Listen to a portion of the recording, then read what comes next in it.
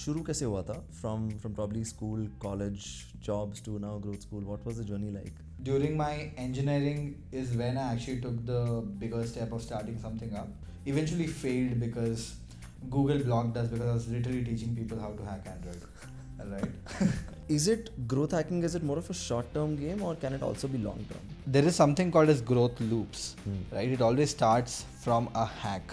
It worked because you did that for Tamiya for the first time, and your audience really liked it because you did something like that for the first time. But if you do it for the 50th time, your audience is going to be like, yeah, this is what he does for a living, so fuck that. Calm down before you stress up the groove. The energy a little different when the blessings accrue. Hey, who you talking to? Just know I ain't no regular fool. Could be anything in the world, but I can never be you because I stand tall like a... Hi Vaibhav, welcome to the CNTC show. How are you doing? I'm all good, man. Did you say it's CNTC? Yeah, CNTC. It's so cup noodles to career. Okay. Essentially, tell you a little story about how the name came. And I started this back in college. So college mein jaise we eat a lot of Maggi and a lot of cup noodles. I wanted this to be for early college students, so first year, second year students, and give them like a direction of how do you move from that life to your career. So your cup noodles to career, like a transition from college to your career. So that's the name of the show, CNTC. Awesome. Initially when you started CNBC, I was like, oh wait, is he talking about, like, is he doing a test run saying, hey, welcome to the CNBC show? I mean, No. But I'll tell you what, I was so excited for this podcast. I'll tell you why. Because now when I hear the word growth, I'm like, yes, Sinti, like Vaibhav, like this. And I've become you've become so synonymous with this name. And it wasn't, I'm sure, not by chance. Like this was something that was, I won't say planned, but you worked towards it. There were smaller bites and pieces that you placed along the way to become this person who's now known as a growth hacker. And your company is also Growth School. So my question is, initially, जब ये growth तो ठीक है, but how does one become a growth hacker? What is a growth hacker? इसका core क्या है? मतलब skills क्या required है? I think the most important or the most core skill here is curiosity. Okay. Right? A growth hacker is always looking for ways on how you could gaming the system would be slightly wrong, but undercut the system in a way that you can get more out of things than a regular person kind of gets. Okay. So essentially, when we think about growth hacking, a lot of people think about it to be something around marketing and growth, but it's essentially anything and everything, right? You can growth hack a business, you can growth hack a service, you can growth hack sales, you can growth hack software development, you can growth hack anything. Growth hacking is more of a mindset where you're trying to achieve more of lesser resources. And I truly believe that every Indian is a growth hacker because we are jugadu by nature, right? And I give this example, like if you have ever lied to your parents saying that you're not feeling well and you don't want to go to school or college, that was a hack that you applied to convince your parents. You used all your persuasion skills to make your parents believe that you're actually sick, right? That is you being a growth hacker in itself, right? Instead of taking the longer route of, hey, can you please understand I don't want to go to college today or school today, I'm not feeling like it, you flipped the script and said, I'm just not feeling well. Interesting. Right? So, I mean, it's a very generalistic example that I gave you, but this is something we Indians are very jugadu, right? When we want something, we don't really have a product for everything, or we don't really have a solution for everything. So we build our own, right? Like you must have seen chappals being logged together to like random stuff, right? We chain our briefcases in a train to stuff like this, and this is all being jugadu without actually paying for stuff or building new solutions for it because we know it's going to cost money, right? And that mindset is essentially the most important characteristic that you need to have for you to become a growth hacker. Interesting. And so 2 questions, and this has made me now very curious about the subject. Is it growth hacking, is it more of a short-term game or can it also be long-term? Well, it depends on how you want to look at it, right? Like it could be a short-term blurb, which is, hey, I'm doing a launch of my brand right now and I want most of the people want to know about it, right? And you can implement something which will give you a short blurb, but it will die down because it's like a hack that you did. Let's say you did a waitlist campaign or whatever, right? Or you got a celebrity to talk about it or whatever. It got your blurb. But there is something called as growth loops, right? It always starts from a hack. So if I just talk about break down the process around it, right? It always starts with an experiment, right? Like let's say you want to get, I don't know, Tanmay Bhatt to your podcast, right? That is your goal. Now to get Tanmay Bhatt, what all you can do? You're setting up saying, oh wait, can I DM him on Instagram? Can I find his email and try to cold email him and follow up till he replies? Can I send him on LinkedIn? Can I get his attention on Twitter by creating a really nice video of him making whatever, like make a video compilation of his funny faces? Or can I hit Webber because he knows Tanmay, maybe he'll connect me with him? Like these are all ways on how you can get to where you want to, right? But you don't know which one will work, right? And imagine that you reach out to podcast or guests all the time, and most of the people are like Tanmay, who are really hard to reach, right? Eventually you'll realize that, hey, these are the only things, these are the only experiments I can probably run to get to him, right? But as you run these experiments, you'll realize that few things don't work at all. That is, DMing on Instagram doesn't work at all because he has like 1 million followers. DMing on Twitter doesn't work at all. But you realize making a video on Twitter by tagging him actually worked. Right? And also something else that worked is asking Webber to kind of DM. Asking Webber to connect me because he's a friend. So acquaintance se connect hua hai. So out of all the experiments that you ran, you saw that there are 2 experiments that worked. Twitter and a personal reach out through a connection, common mutual connection. So that becomes a growth hack right now. Right now, but there's a next step to this. If you want 100 guests to come to your show over the course of next 100 days, can you make 100 videos for everybody? It's going to be really hard, right? So that's where the real game of scalable growth hacks comes into the picture, right? A growth hack has to be scalable for it to actually become something that can be replicated over the course of time, right? In this simplistic example, the scalable growth hack could be the cold email that actually worked for you, or could be like getting a connect that worked for you. Again, this might not be a scalable growth hack also, because you might not be able to find people for everybody. But maybe let's say cold email work, the automated cold email that you ended up creating a sequence. Now you have a process in place. All you have to change is name and a couple of lines for everybody, and all of a sudden you can reach out to 100 people in one day, or 500 people in one day, out of which 100 people will work out. That becomes a scalable growth hack. So few growth hacks works once or twice, few works every time. And also let's take the example of the video that you created of Tanmay. If you start creating that for everybody, right, the flair, the excitement of that is gone. So at scale it breaks. Even if you're able to execute it, right, you'll be like, हाँ ये तो सबके लिए करता है. So what? It worked because you did that for Tanmay for the first time, and your audience really liked it because you did something like that for the first time. But if you do it for the 50th time, your audience is going to be like, yeah, this is what he does for a living, so fuck that. On top of that, the creator is also going to be like, oh, I've seen him and he has done it for so many people. Big deal. Special, like they won't feel special the way probably Tanmay felt when I created it for the first time. So, I mean, trying to give you a very simplistic example, I mean, if you reflect this on how to grow your business, how to increase your conversion rates, how to get your sales team to convert more people, how to get your performance team to get more clicks on your ads, increase your CTRs, how to increase conversions, how to increase retention, all of these are goals, right? And you run a series of experiments, and the ones which work becomes growth hack, and the ones which are scalable are scalable growth hacks. Wow. So what I get is it's a bunch of experimentation and it's iteration at the core. You have to keep iterating and really cool. Achha, tell me some cool growth hack that you've applied at Growth School in the last couple of weeks, couple of months. Which I don't want to say it. When we run growth hacks, okay, this is one more thing, right? Most of the growth hacks that we run, essentially you don't want to talk about them because the moment many people start using them, it's no more a growth hack, just like the one that I told you, right? Correct. So nobody wants to talk about the experiments that have worked now, like that is working now. Let's say once you're done with that, that's when you move on and say that, hey, you know what, these are things you can try. Maybe it'll still work for the other people, but it won't work for my competition because I've already done it. Right? Okay. So let's go back in the past then, probably something that has worked for Growth School, and now you have realized, okay, we are done and dusted with this, and this was a great experiment that we had. So a bunch of things, man, like starting from, so I don't know if you have noticed on my Instagram, I used to create something called as hack of the day or tool of the day, right? A lot of people thought I was creating content on Instagram. The idea of that was to get my audience ready for a new program that I was launching, and that was called 365 Growth Hacks. The reason why we did that is after every reel that I created, there was a link in the comment which people had to type out. Because there is no clickable link, right? Or click in the bio. But all those links, what they led to is what are the kind of people that would like hacks, right? Wouldn't be the same kind of people who would also like tools. So the audience is same.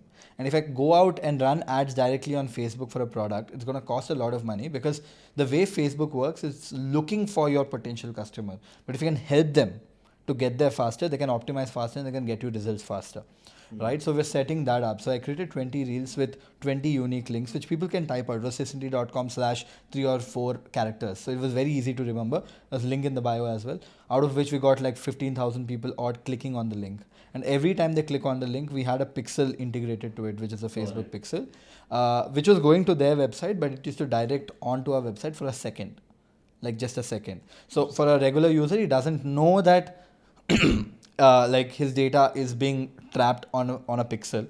Trapped sounds like a very vicious thing. It is not, right? We're just making the algo. So when I started running ads for the program, Facebook had an audience of 15,000 people on the kind of people that are interested in things like this, and we could build lookalike audiences on top of it to kind of, scale that even further. And that's actually how we got our first 4,000 sales for the product.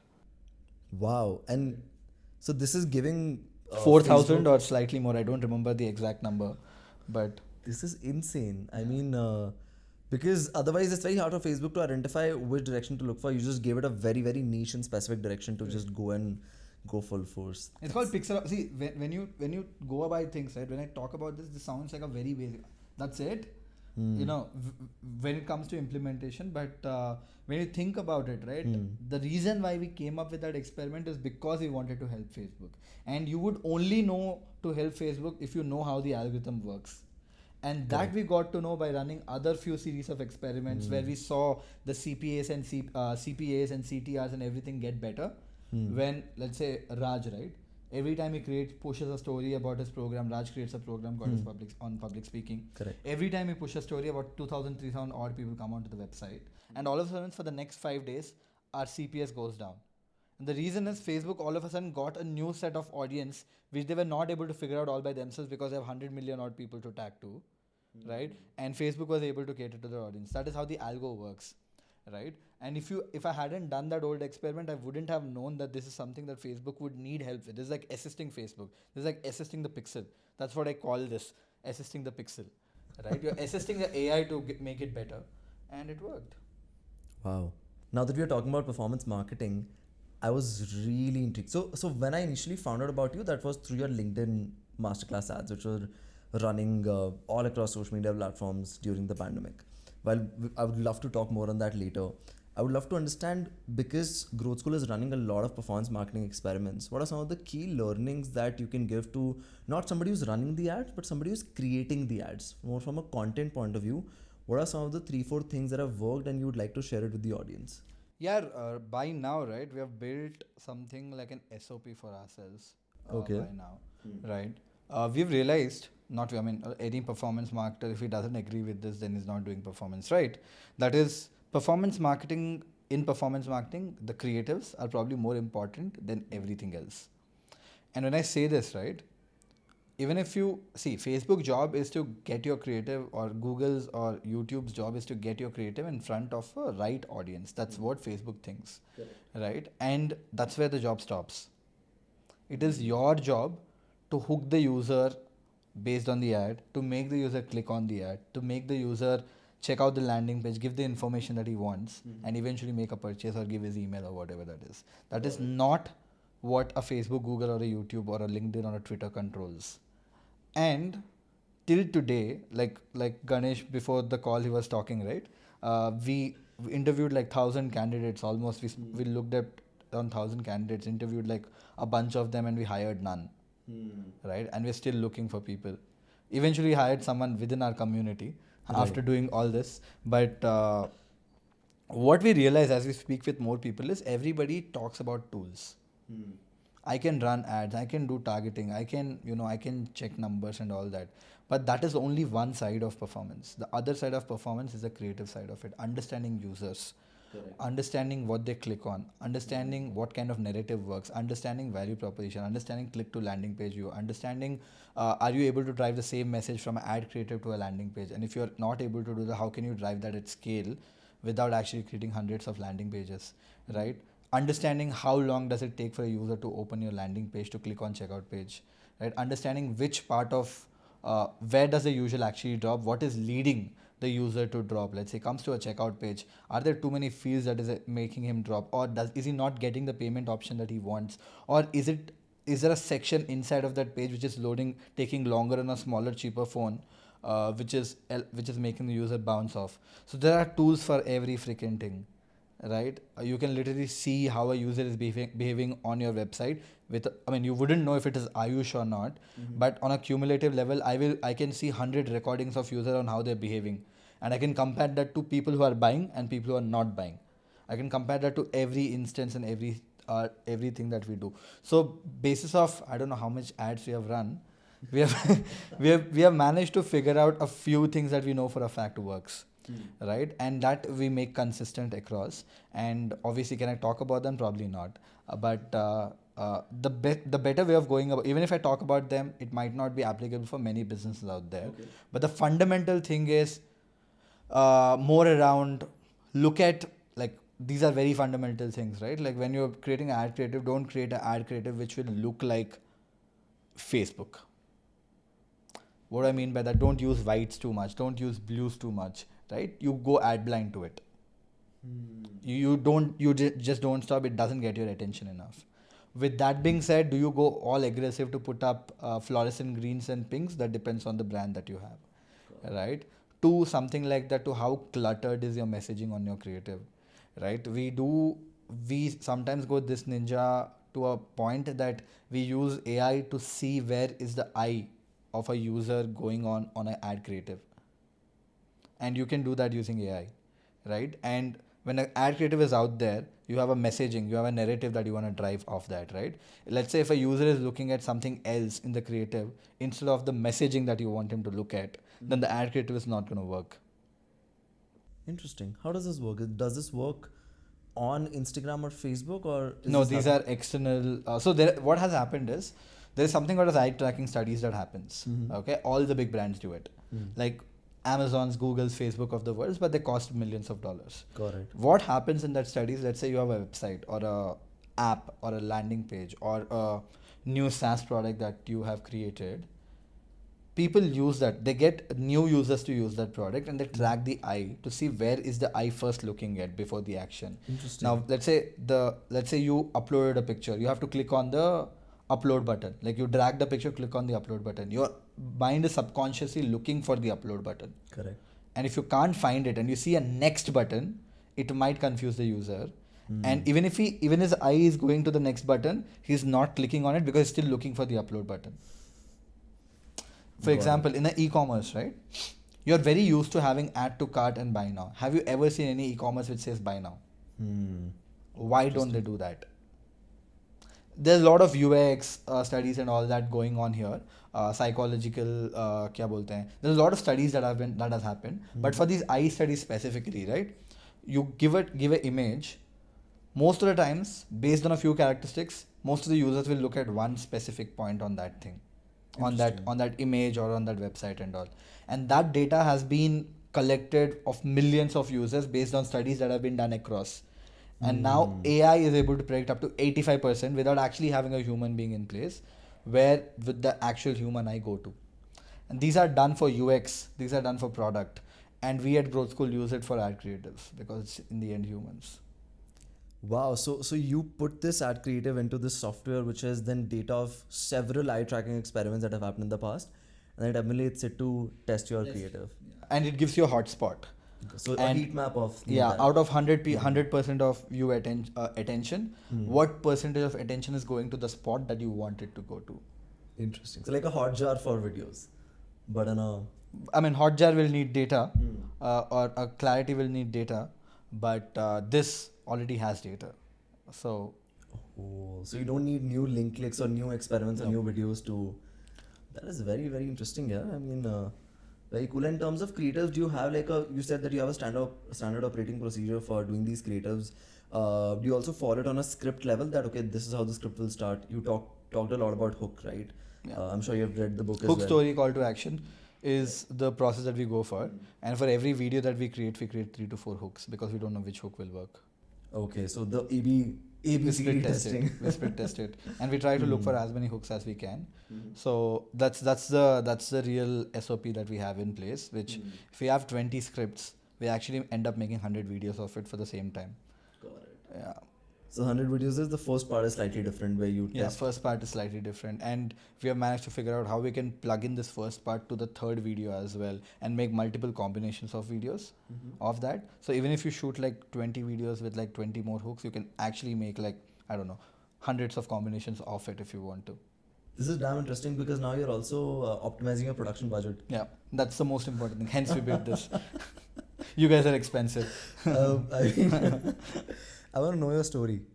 You've worked in different jobs. Uber was one of them. I remember I was talking to somebody from my college and they told me that they interacted with you.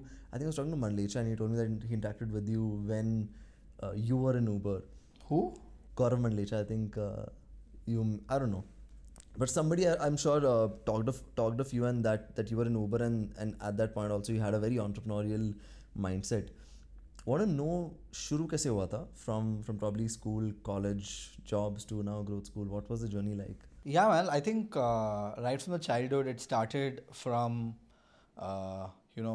me trying to sell pens and Beyblades with a markup to, like getting into robotics during my 8th, 9th, and 10, building robots for engineering students for their projects by charging them a small fee, to running my first workshop right after my 10th grade, right, with some 160 odd kids, with a bunch of my friends, not just me. I think entrepreneurship, I was an entrepreneur at heart, but I've seen crazier, like 10,000 times more crazier people than me. And I sometimes wonder, will I ever be able to get there? You never know. But again, right, some flair of entrepreneurship was always there. Right. And I think during my engineering is when I actually took the bigger step of starting something up. And that was something called as Discovering Android, which happened during my first year of engineering, which eventually failed because Google blocked us because I was literally teaching people how to hack Android. Right? Google penalized us, blocked us, made sure that we are nowhere to be found on the internet. Because if Google search blocks you, you are all done. Fair. Right? From there, I think there are a few things that I picked up as a skill, right? How to build a website, how to sell, how to do some level of SEO, marketing, blah, blah, blah, and all that stuff. And I could actually apply those skills to start my second company, which was called Crazy Heads, which I started towards the end of my second year of engineering. And I mean, back in the day, if you think about it, right now I feel old, but it's 2013 and entrepreneurship was not a thing, right? The only guy who very few people might know of will be Faninder Sama because he sold a company called as Redbus, and that's entrepreneurship. That's it. It stops there, right? And I think like there were Snapdeals and Flipkarts of the world, but again, right, very, very early days of entrepreneurship. And my idea was not to become like an entrepreneur, right? I wanted to do something. And I just didn't want to sit in classes and go to college and just waste my time there. It didn't feel home to me, right? So, but I ended up at Crazy Heads also. We started like education and teaching has always been close to my heart. It started from, like I said, right, after my 10th grade. During my 12th, I taught how to use computers to moms in an institute, right? To engineering. When I started Crazy Heads, I started to teach people how to do ethical hacking, and I've done like more than 30-40 workshops. I've come to BITS Pilani as well for a workshop during the old days, IITs. I've done all those colleges, right? To teaching everything. So I kept teaching everything that I always was kind of learning or was good at.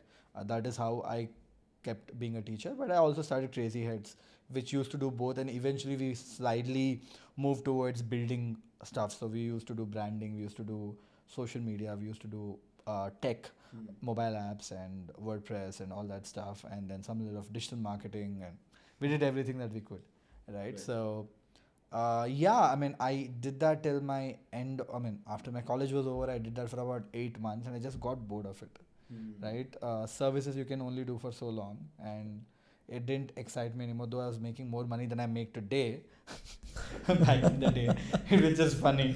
But it was crazy, and I was like, this is not what I want to do with my life. So that's when Uber happened. I joined Uber. I thought it's going to be a small stint, but I ended up spending like 4.5 years at Uber, doing like bunch of things, and I absolutely truly enjoyed because Uber gave me the opportunity to do things that I wanted to.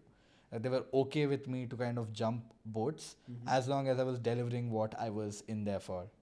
Right? They were okay with me to spend that extra 20% of the time. So I would like be like a micro intern for people just to learn how to do partnerships, how to do performance, how to do this, how to do that. I'll be like, tell me the work that you don't want to do, I'll do it. Right? When I already had a job at Uber, I mean, doing something else full time. So that's how I picked up a lot of skills. And eventually, when I got better at it, I was in a position to say that, hey, I can take this over right now. And I proved it. And I did everything at Uber, starting from operations, marketing, launch, strategy and planning, retention.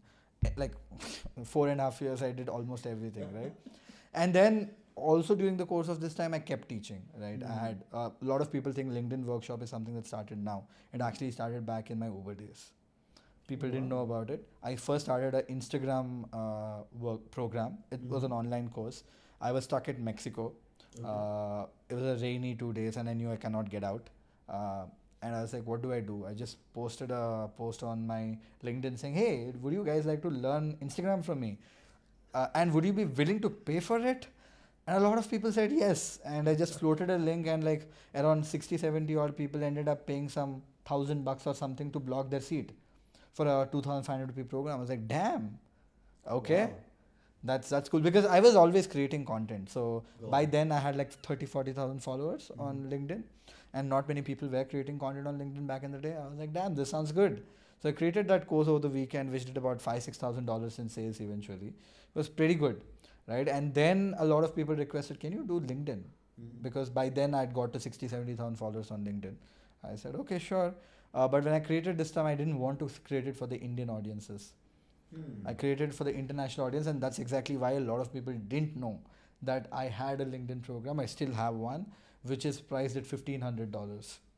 Interesting. Right, that was for the international audience. And while I was working for Uber, and while I was working for Klook for almost 1 year after Uber, where I was heading marketing for India and then eventually led India and Middle East as a business, I had a LinkedIn course, but nobody knew. Pandemic and a few friends of mine actually pushed me to do something on top of it, right? And said you should do something for India. And I kept saying, India mein koi nahi kharidta, paise nahi denge India mein, right? But I eventually launched the LinkedIn workshop, applied everything that I've learned over the course of time, and that blew up, and that has done over 50,000 people right now, right? Wow. Yeah, and then 50,000 people. That is a lot of. Yeah, sorry, I was just. yeah, I mean, what we did with LinkedIn, I playbooked it because that is something I learned at Uber. Whatever you learn, it has to be playbooked. We playbooked it, and we kind of launched a few more programs. One with Sapta, one with Anudeep, which was on UX. One is a no-code program that we've already done with Keshav and Mayank. All these 4 programs are the oldest. They are more than 1 year long, 1 year old right now, right? We launched these programs. All of them scaled pretty well, and they said, all right, we are on to something. Let's blow that up. And right now we have Growth School. You're sitting in the office. There are 25 people working here. Will probably be 50 in the next 3 months. And right now we have about 17 programs. By August or September, we'll be at 50 programs. So yeah, that's where we are. That is insane. So many things. I have so many questions. Of course, we don't have a lot of time, but would love to ask more questions in like off the record. But the first thing that's coming to my mind is slightly off topic, but still related. It's Growth School as a company is doing it's hyper focused in making sure that people learn new skills. How do you position the company? Because there are a lot of other companies as well which are trying to sell you courses, workshops. Like there is a Tag Mango, there's a Graphy, and there are more companies coming in, and there are individual creators who are doing their own thing like you were in the past. How do you position Growth School amongst this climate, and what would be the long-term goal moving forward? So I think what Growth School, workshops and programs are all formats, right? And if I do it, someone else can look at it. If they're smart enough, they can replicate it. That's happening across the board today. Correct. All right, and you can't stop it. What people can't keep up to the bigger vision. The bigger vision that we have is how can you connect the professionals who are doing the job that you want to do tomorrow and learn from them directly instead of you going to your formal way of learning. For example, right, today if somebody wants to become a PM, product manager, right? most of the people take the route of going to an MBA, and I don't understand why, because MBA doesn't even teach you the skills. And the reason why they're going there is because that is when they talk to other PMs, they realize that, hey, I did MBA at ISB, IIM, AO, and then eventually they hired me as a PM. Interesting. Right? But actually, it's a bunch of skills that you have to acquire, which will take you 3 months to do. If you have that flair of picking up those skills. And if you really want to become a PM in a consumer tech company, you rather want to learn from someone working at Google, Facebook, Airbnb, Uber, Swiggy, Zomato, whatever that is, to learn how PM works, work on projects with them, and eventually get there in 3 months rather than wasting 25 lakhs in a IIM and hopefully hoping that you can get there. Right? So if you think about education, right, it's all about 80-20, right? Everything that you do at job to the skill that you have, you only use 20% of the skill, 80% of the time. And that's all you need to learn to get started and be better than 90% of the people. Interesting. Now you might say, Vaibhav, what about the other 80%? That's a big chunk. You learn on the go. How do people learn most of the skills today? You said you're a mechanical engineer. But I'm doing entrepreneurship Correct. filmmaking. You're doing filmmaking. Who taught you? Nobody did. Nobody. You self-learned, right? Everything could be that. And today, if you look at engineers, you look at anybody out there, you'll probably find a 10 to 15% of people doing what they studied, Right. and rest of the people picking up a different skill. And the way they learnt it is when they joined the job, got mentored for the first few months to pick up those skills and eventually getting better at it over time. Now, not everybody can get a job, but you can get that experience before even they get into a job, so they can so that they get better at doing what they want to do once they get into a job. You know what I mean? So we at Growth School believe in access. That's the word that we want to play with. If you attended Sapta's workshop, you attended like performance workshops and all that, right? For you to get access to them, it's almost, I mean, you might be able to do it because you have a podcast and stuff. For 99% of the people, it's impossible. They can't learn from them because they don't have the time to teach. Correct. But we are actually giving them everything, starting from tech to distribution to all the learnings that we have had over time, to the curriculum design that we have built over the course of time, to be able to build something which can drive a very good experience in that 2.5 hours of time that you spend. Right? What people can replicate is a format. What people cannot replicate is the nuances of how you go about doing things, the impact that you can drive because of the access. And how community driven is the entire platform or the entire program? It's actually pretty community driven. We are community first. And as we say this, we are trying to get better at it because community is an overused word to a very, very large extent. And everybody says community by just flipping a Discord channel or a WhatsApp channel, right? And that's actually not community. And that's what we're doing today. I mean, I'm being very frank. We are not doing anything out of the world. But we have learned a lot of things. And I tweeted about this, I think a couple of weeks back. The product that we are building is going to be revolutionary because nobody would have seen. When we say community driven learning, people will say this is what it means by community driven learning. In a way, see, the problem with community driven learning is that what we are trying to replicate is how you, like, why is the NPS of a college so high? Why do people go to college even they know that colleges are shit? Because of the peers. Because of the community that is being built. And what happens in a college? You're learning, but you're also meeting people. Correct. Imagine this, right? Like if you were thrown at a room which has open doors to it, and you said, "Hey, please talk." People would walk away.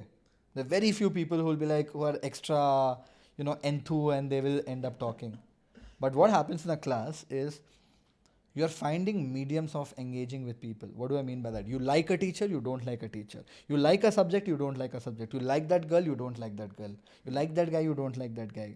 You like how the classroom looks or you don't like. There are opinions all around. That's what leads us to actually engage with each other. That is how you define friends. That is how you make groups. How can you emulate that using internet, using technology? If you think about it, technology can do a much better job at finding your best friend than you can do by yourself. And your best friend will be inside of the community, will be basis of the traits that you have.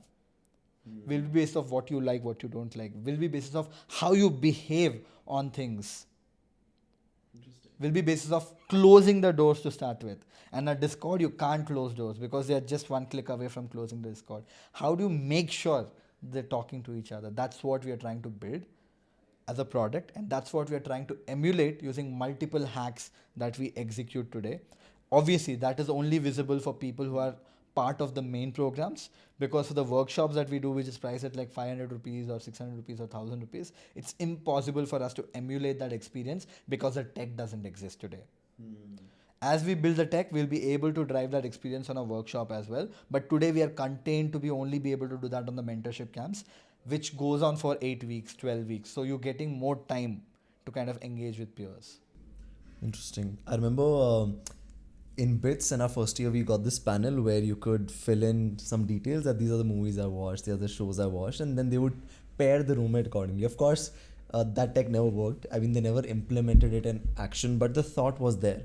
And as you said, that this can happen in a much more optimized fashion on the web because more data I mean, points. what you basically said is very limited data, right? A lot of times we don't know what we like. And that's most of the times actually, right? If you go to a movie, you look at the poster and you're like, damn, this is going to be a boring one, but my friends are forcing. And you go in and you're getting your mind blown. Like, fuck, what a movie, dude. What is happening? We don't know what we like. We looked at a poster and made an assumption that we don't like this. Right. But once you watch that movie, you actually end up liking it. Correct. And the reason why it happens, now if you look from outside, right, if there were 5 posters given to you and you told which movie would you like to go, you'd select based off the poster, but not in basis of content. But the real data is inside of the content to understand when I'm watching the movie, what gave me the peak, what gave me the low, what peaks actually led me to liking the movie, or if the number of peaks and the number of lows, what is that ratio which actually is leading me to actually like that movie and not like the movie. Education is movie. You are learning. You need to have those data points. It goes as deep as if a user is dropping out at one point of time. If there are 25 other people dropping out at that point of time out of 1,000 people, there is something common in those 25 people. And if this is done on a multiple layers of how they engage, what kind of questions do they answer, what kind of people do they talk to, what gets them excited, doesn't get them excited, what kind of questions are they asking, you can actually build a model to actually find your best friends. What gets Web of Cynthia excited? What's This, getting people to meet more people, getting people to learn things, getting people not relying to build, to get certificates, but rather than go out there and crack stuff. And every time I hear a story like that, it's super exciting for me because I always thought this is how education should be, this is how learning should be, this is how life should be. A certificate should not define who you are. Wow. You hustle a lot and you're just having a conversation about that itself. What's the core why? Like, why do you wake up in the morning and be like, karna hai bas, karna hai, and you have to like run towards that goal? What's that core why? That is basically the pain that I've gone through being a student of a very regular college.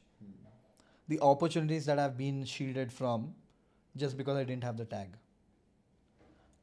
The conversations or the respect that I didn't get because I was not part of a bigger cult. And that all boils down to one thing, which was one freaking exam.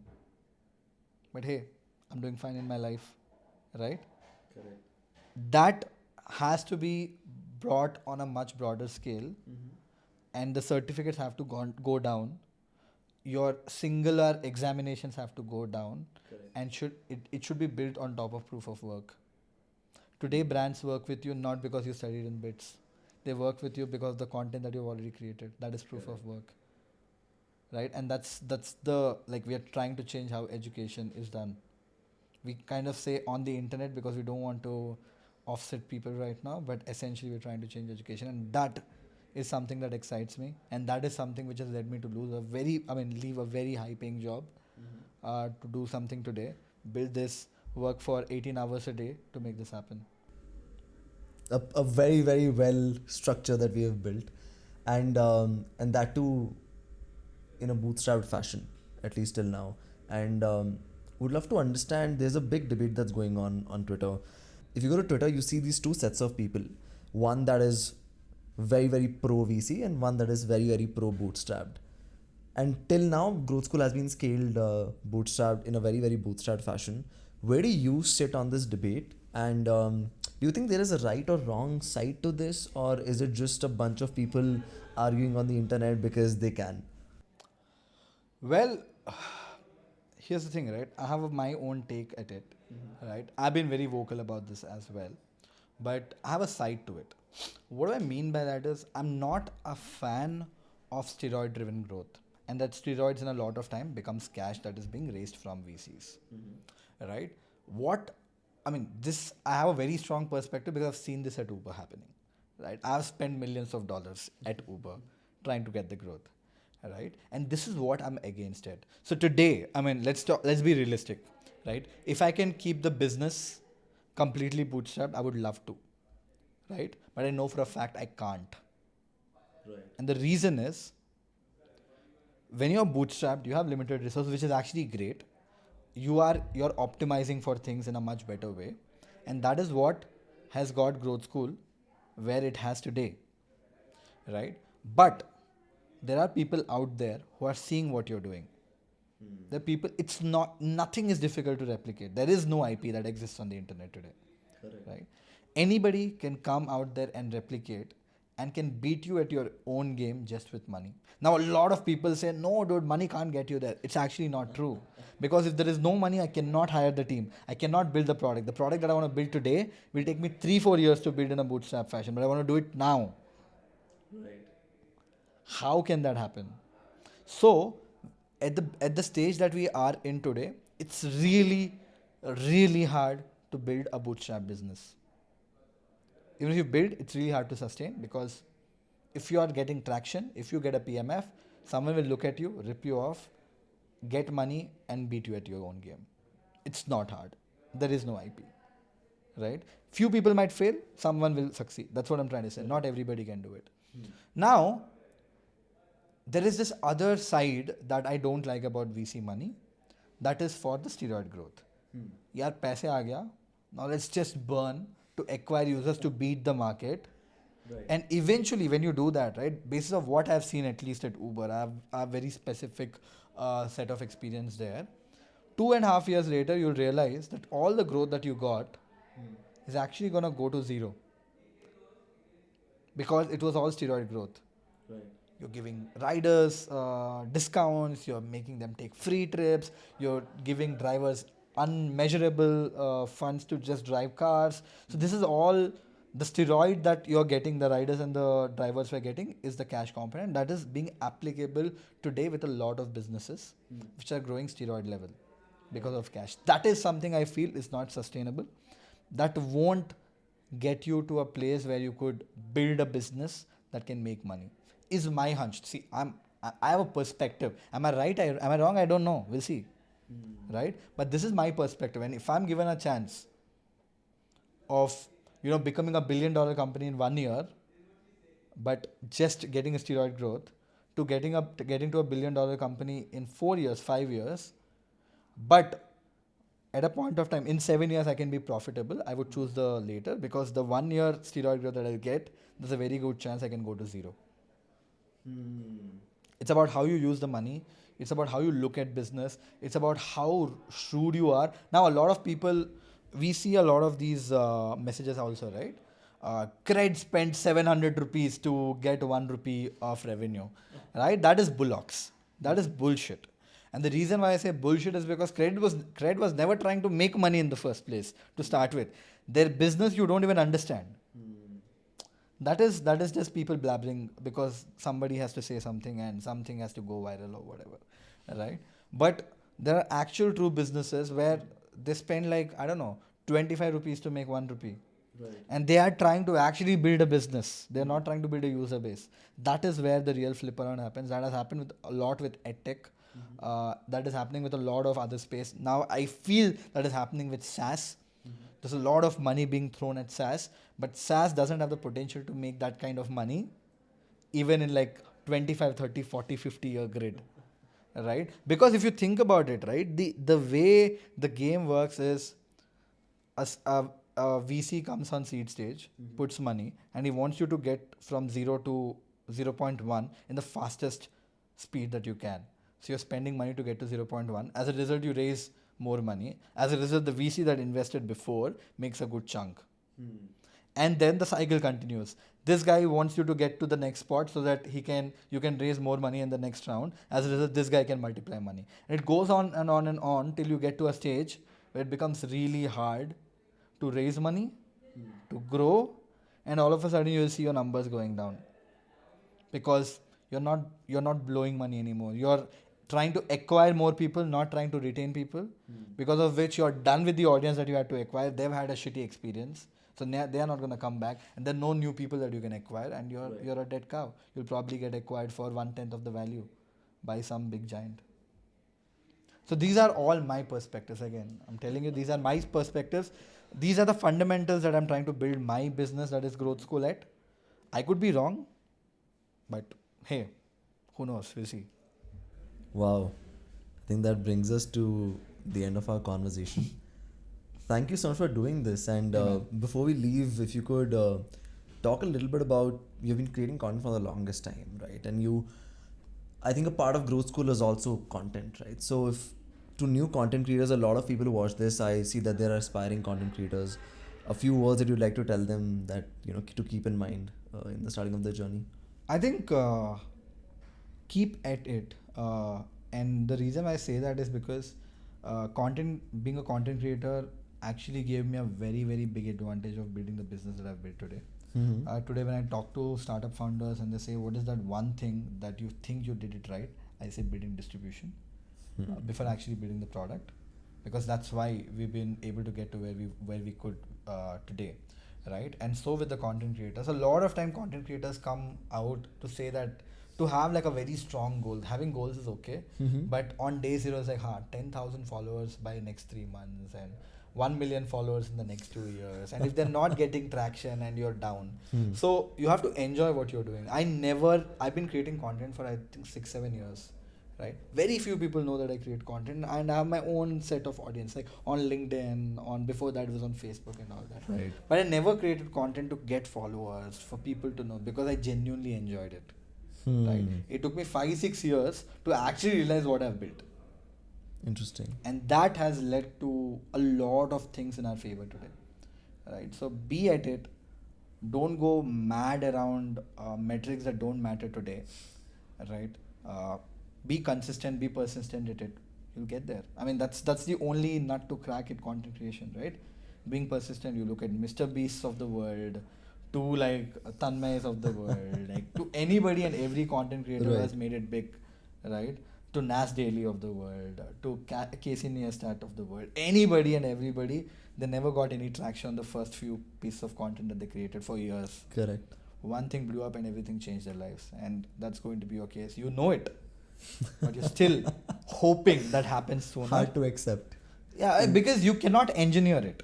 You can't engineer it. You can try, but you can't engineer it. It will happen when it has to happen. Wow, that makes a lot of sense. Thank you so much for doing this, Vaibhav. Very, very nice talking to you. Just for the audience, there's so much to learn from Vaibhav. I've been here for almost 90 minutes now. I've personally gained so many anecdotes, and I'm sure would love to talk to you more and deeper into some other topics as well. But I've done a lot of the workshops that Growth School has given. So if you're watching this, please go and book the workshops. There's a lot to learn. All these skills are tangible skills that even we look for in candidates when we're hiring them, and so many other companies do as well. These are not skills which won't land you up anywhere. These are actually skills which will get you help you make more money, help you unlock more doors, as Vaibhav said. So a big promoter of Growth School because I've tried it myself. So if you're watching this, do visit the website and do follow Vaibhav on his social media By the way, I platforms. didn't pay him for that. Huh? Just being very frank. Very. But thank you so much for doing it. This was a lot of fun. And thank you, Ganesh, for helping us with the camera. There's a lot of help from there as well. But yeah, thank you for watching, guys. Thanks, guys.